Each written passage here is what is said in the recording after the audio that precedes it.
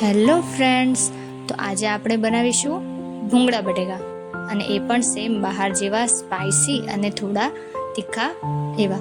ચાલો તો સ્ટાર્ટ કરીએ. સૌપ્રથમ મેં અહીંયા એક મિક્સી જારમાં અથવા મારી પાસે બ્લેન્ડર જાર છે, તો મેં એની અંદર લસણની કળી, કાશ્મીરી મરચું અને થોડું પાણી એડ કરીને તેની પેસ્ટ બનાવી લીધી છે.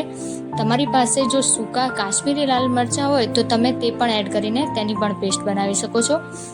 હવે આપણે એક ગેસ ચાલુ કરીને પેન મૂકીશું અને તેની અંદર આપણે થોડું તેલ એડ કરી લઈએ. અહીંયા તેલની ક્વોન્ટિટી થોડી વધારે રાખવાની છે.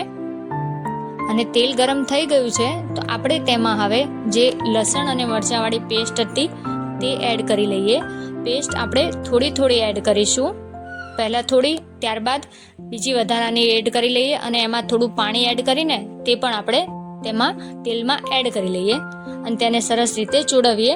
હવે આપણે તેની અંદર બધા મસાલા કરીશું. સૌપ્રથમ આપણે ધાણા જીરું પાવડર, હળદર, પછી જે તમે ઘરમાં ડેલી રૂટીનમાં યુઝ કરો છો તે મરચું લેશું અને તેમાં સ્વાદ પ્રમાણે મીઠું લઈશું.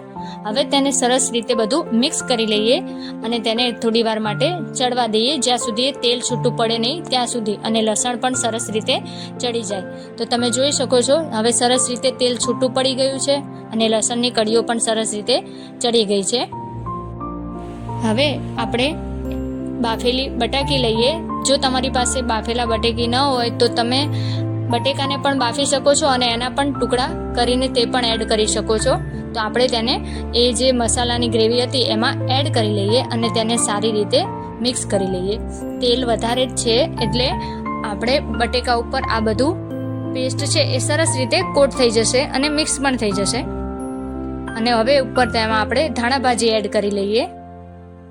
તો તૈયાર છે આપણા મસાલેદાર બટેકા, જે તીખા અને સ્પાઇસી છે. હવે એક કઢાઈમાં થોડું તેલ ગરમ કરીએ અને તેમાં આપણે ફ્રાઈમ્સ એટલે કે ભૂંગળા તળી લઈએ. તો ભૂંગળા પણ તળાઈને રેડી થઈ ગયા છે. તો હવે આપણે તેને એક પ્લેટમાં કાઢી લઈશું અને જે આપણા બટેકા સાથે સર્વ કરીશું. તો આપણા બહાર મળતા એવા બટેકા ભૂંગળા સ્પાઇસી તૈયાર છે.